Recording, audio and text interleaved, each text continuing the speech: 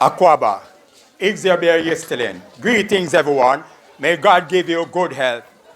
We thank the Scots Hall Maroon Indigenous Cultural Group for allowing us to address their 286th annual Maroon festivities today, August 1, 2024, about this document, We the People Proposed Constitution of Republic Jamaica, in keeping with the event's theme, Nothing about us is without us. We must have a say in our destiny.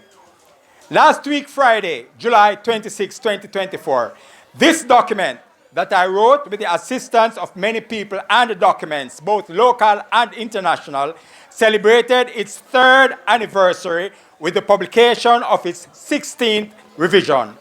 Our parliamentarians and hundreds of Jamaicans have received a copy of various revisions of it. To get a copy, you may WhatsApp 1-876-225-1163 or email wethepeoplerepublicja@gmail.com or download it from our We the People Republic JA Facebook group page.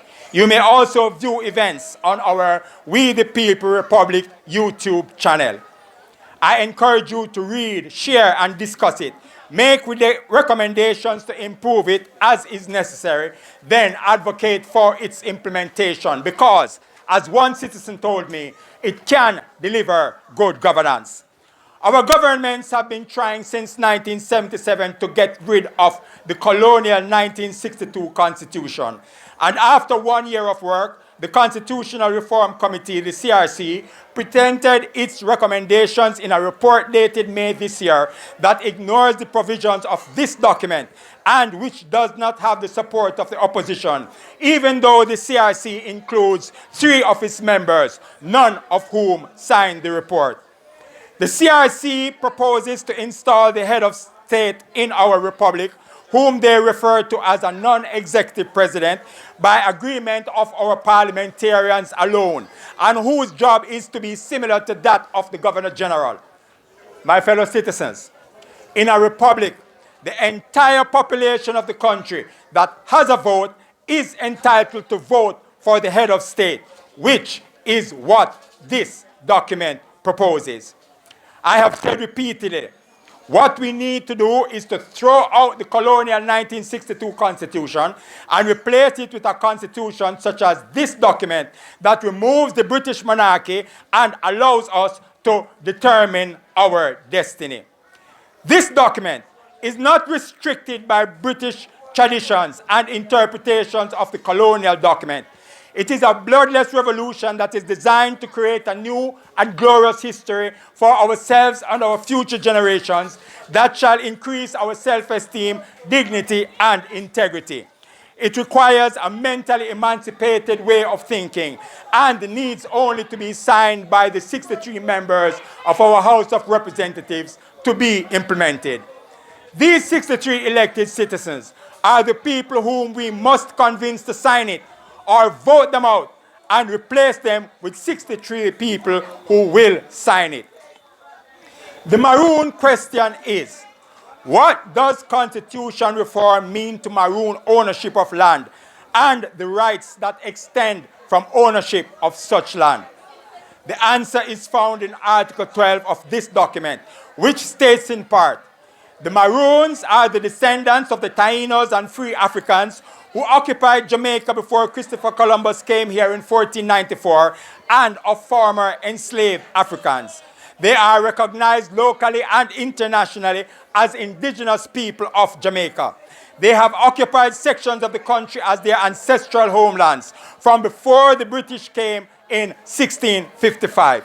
The British acknowledged this in treaties dated 1738 and 1739.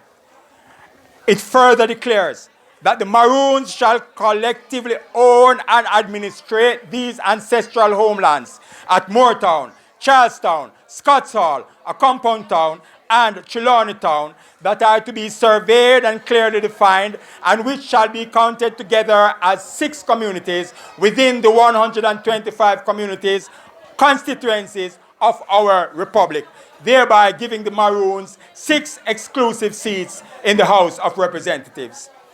I have repeatedly told the Maroon colonels You need to sit together with your various groups, read, share, and discuss it.